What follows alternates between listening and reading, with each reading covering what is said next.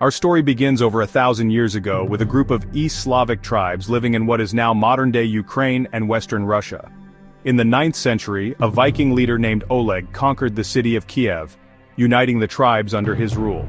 This marked the birth of Kievan Rus, the forerunner to modern Russia. Imagine a vast land of forests, rivers, and fertile plains, bustling with trade and vibrant culture. Kievan Rus flourished under Prince Vladimir the Great, who made a momentous decision in 988 AD. He chose Eastern Orthodox Christianity as the official religion, a defining moment that shaped Russia's cultural and religious identity for centuries to come.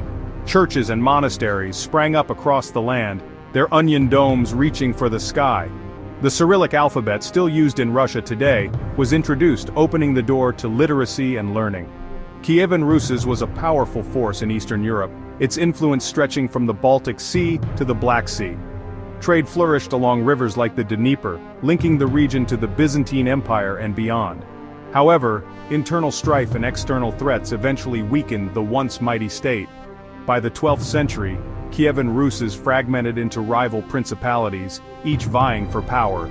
This internal division left the land vulnerable to a new threat emerging from the east, the Mongols. Little did they know that these fierce warriors would soon cast a long shadow over their world.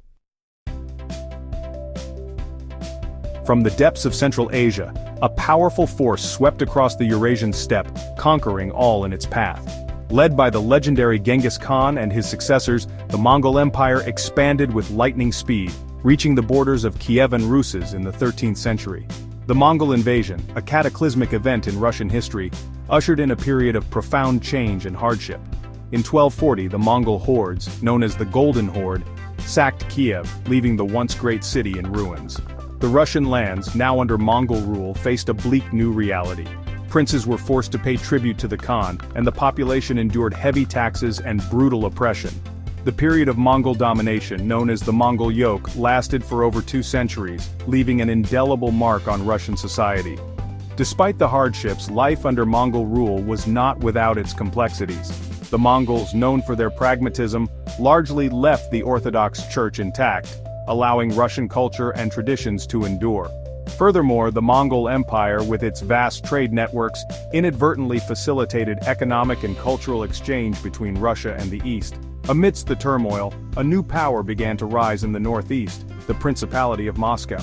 Strategically located at the crossroads of trade routes, Moscow gradually grew in influence, laying the foundation for its future dominance. The seeds of resistance against the Mongols were sown, waiting for the right moment to sprout. As the Mongol grip on Russia slowly began to weaken, a new chapter unfolded in the country's history. Amidst the fragmented landscape of rival principalities, Moscow emerged as a force to be reckoned with. Led by shrewd and ambitious rulers, Moscow skillfully navigated the treacherous waters of Mongol politics, gradually consolidating its power and influence. One pivotal figure in Moscow's rise was Ivan I, also known as Ivan Moneybag. He shrewdly collaborated with the Mongols, collecting taxes on their behalf and expanding Moscow's territory. His successors continued this policy of strategic alliances and territorial expansion, gradually uniting the Russian lands under Moscow's banner. In 1480, a pivotal moment arrived. Ivan III, known as Ivan the Great, finally broke free from the Mongol yoke, refusing to pay further tribute to the Golden Horde. This act of defiance marked the end of over 2 centuries of Mongol domination and heralded the birth of a new Russia, a centralized state with Moscow at its heart. Ivan the Great's reign saw Moscow transformed into a grand capital, its Kremlin rebuilt into a formidable fortress. He adopted the title of Tsar, a Russianized version of Caesar, signifying his ambition to establish Moscow as the successor to Rome and Byzantium.